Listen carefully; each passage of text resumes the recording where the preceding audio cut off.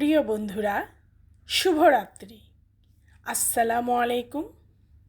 আজ মজার ও পছন্দের একটি মিষ্টান্ন তৈরি করব। কি বলুন তো? লাড্ডু। তবে কিসের এটা? গাজরের। এই সিজনে অ্যাভেলেবেল গাজর পাওয়া যায়, এজন্য আমি গাজর দিয়ে এটাকে বানাবো। 2 কাপ গাজর গ্রেট করে নিয়েছি, সাথে গরুর দুধ জাল করে নিয়েছি 2 কাপ দিয়ে দিব। এবার এটাকে একটা চামচের সাহায্যে ভালো করে নেড়েচেড়ে মিশিয়ে নিব। মেশানো হয়ে গেলে এটাকে ঢাকনা দিয়ে ঢেকে ভালো মতো সিদ্ধ হতে দিব। ফুটে উঠলে ঢাকনাটা নামিয়ে সাইডের দুধের সরগুলো এরকম চামচ দিয়ে নামিয়ে দিব।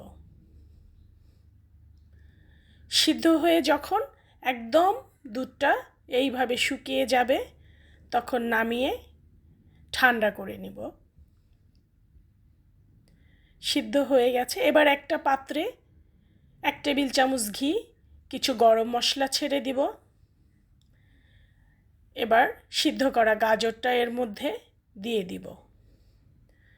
ঘিয়ের সাথে ভালো করে নেড়েচেড়ে এটাকে ভাজবো। গাজরের গন্ধটা একদমই চলে যাবে। গাজর এমনিতেই মিষ্টি। 2 কাপ গাজরের জন্য আমি আধা কাপ চিনি এখানে দিব। ভালো করে মিশিয়ে চিনিটা গলিয়ে নিব। এবার আমি 2 টেবিল চামচ গুঁড়ো দুধ দিয়ে দিব।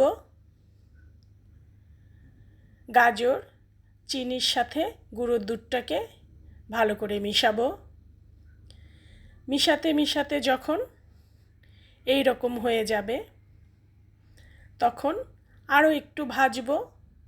দেখুন হয়ে এসেছে, প্রায় কড়াইয়ের গায়ে থেকে ছেড়ে দিয়েছে।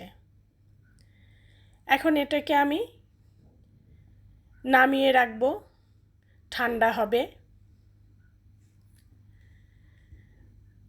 হয়ে গেছে। আমি হাতে একটু ঘি মাখিয়ে নিব। এবার লাড্ডুর সাইজ মতো নিয়ে শেপ দিব। গোল গোল করে এই রকম করে বানাবো। এটা খেতে ভীষণ মজা।